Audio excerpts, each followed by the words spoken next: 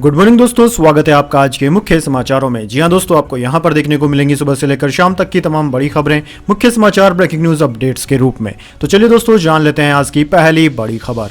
Commercial gas cylinder के दाम 21 रुपए बढ़े, मलेशिया में भारतीयों के लिए वीजा फ्री एंट्री। जी हां दोस्तों, 1 दिसंबर से ऑयल मार्केटिंग कंपनियों ने 19 किलो वाले कमर्शियल गैस सिलेंडर के दाम बढ़ा दिए हैं। दिल्ली में अब यह 21 रुपए महंगा होकर 1796.50 रुपए का हो गया है। इससे पहले यहां सिलेंडर 1775 रुपए में मिल रहा था। वहीं दोस्तों 14.2 किलोग्राम वाले घरेलू गैस सिलेंडर के दामों में कोई बदलाव नहीं हुआ है। दिल्ली में यह 903 रुपए और भोपाल में 908 रुपए में मिल रहा है। इसके बाद दोस्तों अगली बड़ी खबर। पीएम मोदी बोले 2028 की क्लाइमेट समिट भारत में हो, कुछ देशों के किए की कीमत दुनिया चुका रही, अमीर देश स्वार्थ भूलकर मदद करें। जी हां दोस्तों, COP28 क्लाइमेट समिट में प्रधानमंत्री मोदी ने अमीर देशों पर निशाना साधा। किसी का नाम लिए बिना कहा कि सदियों पहले चंद देशों के किए की कीमत पूरी दुनिया को चुकानी पड़ रही है। जो भी देश ज्यादा कार्बन उत्सर्जन के लिए जिम्मेदार है, उन्हें क्लाइमेट चेंज का सामना करने के लिए विकासशील और गरीब देशों को निस्वार्थ होकर टेक्नोलॉजी ट्रांसफर करनी चाहिए। पीएम ने 2028 की क्लाइमेट समिट यानी कि COP33 भारत में होस्ट करने की मंशा जाहिर की। उन्होंने कहा कि भारत ने इकोलॉजी और इकोनॉमी के संतुलन का उदाहरण दुनिया के सामने पेश किया है। 17% आबादी के बावजूद कार्बन उत्सर्जन में हमारी हिस्सेदारी सिर्फ 4% है। हमारा लक्ष्य 2030 तक कार्बन उत्सर्जन 45% तक घटाना है। भारत ने ग्लोबल बायोफ्यूल अलायंस बनाया। क्लाइमेट फाइनेंस फंड को मिलियन से बढ़ाकर $1 ट्रिलियन तक करना चाहिए। इसके बाद दोस्तों अगली बड़ी खबर। बेंगलुरु के 15 स्कूलों को बम से उड़ाने की धमकी, स्कूल को एक साथ ईमेल भेजा,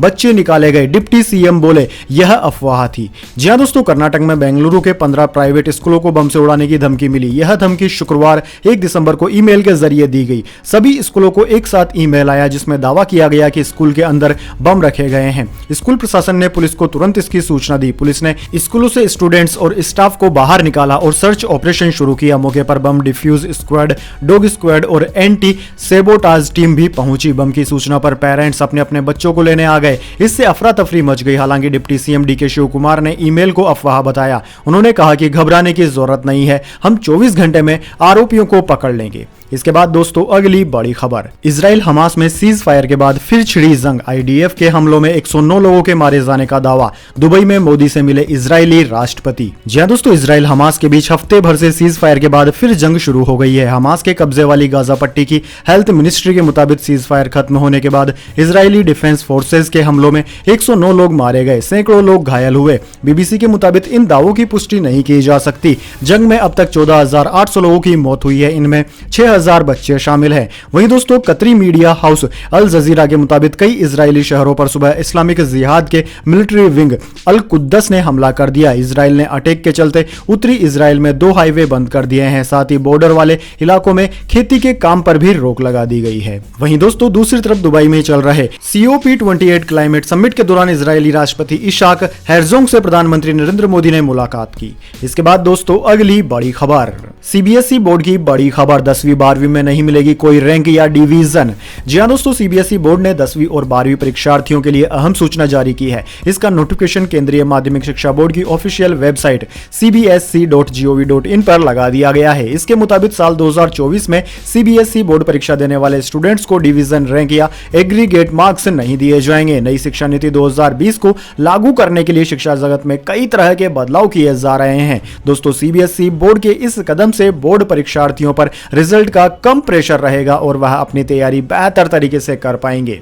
इसके बाद दोस्तों अगली बड़ी खबर। बंगाल की खाड़ी में ताकतवर होता जा रहा माईचोंग तूफान, कहीं खतरे की आहट तो नहीं, भारत सरकार ने उठाया बड़ा कदम।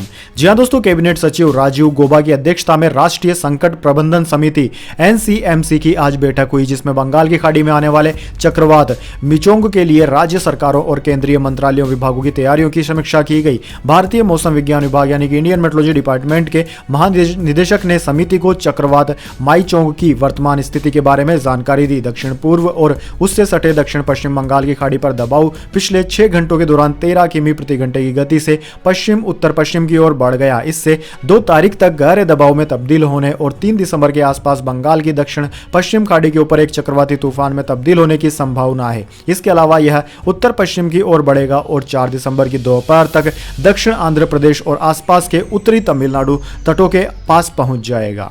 इसके बाद दोस्तों अगली बड़ी खबर, दिल्ली हाईकोर्ट में यूसीसी से जुड़ी सभी याचिकाएं खारिज। कोर्ट बोला विधि आयोग इस पर काम कर रहा, हम अलग कानून बनाने को नहीं कह सकते। जी हां दोस्तों, दिल्ली हाईकोर्ट ने शुक्रवार को यूसीसी को लेकर लगाई गई सभी याचिकाओं पर सुनवाई करने से इनकार कर दिया। इनमें समान नागरिक संहिता यानी कि यूसीसी का मसौदा तैयार करने और उसे समय पर पूरा करने के लिए केंद्र और विधि आयोग को निर्देश देने वाली मांग की गई थी। जस्टिस मनमोहन और जस्टिस मिनी पुष्करणा ने दलीलें सुनने के बाद कहा कि भारत का विधि आयोग पहले से ही इससे निपट रहा है और हम संसद को इसके लिए अलग से कानून बनाने का निर्देश नहीं दे सकते। इसके बाद दोस्तों अगली बड़ी खबर, अजीत पवार बोले शरद पवार कहते कुछ है करते कुछ है, मुझे सत्ता में जाने को कहा, खुद एनसीपी अध्यक्ष पद छोड़ा, सुप्रिया सब जानती थी। जी हां दोस्तों, महाराष्ट्र के डिप्टी सीएम और एनसीपी नेता अजीत पवार ने कहा है कि शरद पवार खुद ही एनसीपी अध्यक्ष पद से इस्तीफा देना चाहते थे, लेकिन वे हमसे कहते कुछ और थे, कहते करते कुछ और थे। अजीत ने यह बात शुक्रवार को रायगढ़ के करजत में हुए एनसीपी अधिवेशन में कही। वे बोले कि शरद ने लगातार अपनी भूमिका बदली। इस घटनाक्रम की सारी जानकारी सुप्रिया सुले को थी। अजीत ने यह भी बताया कि शरद पवार ने ही उनसे सत्ता में भागीदारी के लिए कहा था। शरद पवार ने 2 मई को एनसीपी अध्यक्ष पद से इस्तीफा दे दिया था, जिसके बाद अजीत पार्टी अध्यक्ष बने थे। हालांकि बाद में शरद ने अपना फैसला वापस ले लिया था और अजीत पवार ने अपना अलग गुट बनाकर महाराष्ट्र की शिंदे सरकार में शामिल होने का फैसला किया था। जुलाई 2023 में उन्हें डिप्टी सीएम बनाया गया। इसके बाद दोस्तों अगली बड़ी खबर, पहली तारीख को आई गुड न्यूज, जीएसटी से भरा सरकार का खजाना। नवंबर में 1.68 लाख करोड़ रहा जीएसटी कलेक्शन। जी हां दोस्तों, सरकार के लिए नवंबर 2023 का महीना शानदार साबित हो रहा है। जीएसटी कलेक्शन के मामले में खुशखबरी आई है। दरअसल दोस्तों, वित्त मंत्रालय के द्वारा शुक्रवार को जारी आंकड़ों के मुताबिक नवंबर 2023 में जीएसटी कलेक्शन में बीते साल के समान महीने के मुकाबले 15% के उछाल के साथ 1.68 लाख करोड़ रुपए रहा। पिछले साल इसी अवधि में जीएसटी कलेक्शन 1.45 लाख करोड़ रुपए रहा था। साल दर साल जीएसटी कलेक्शन में 15% की बढ़ोतरी देखी गई है। यह लगातार 9वां महीना है जब मासिक जीएसटी कलेक्शन 1.5 लाख करोड़ रुपए से ऊपर आया है।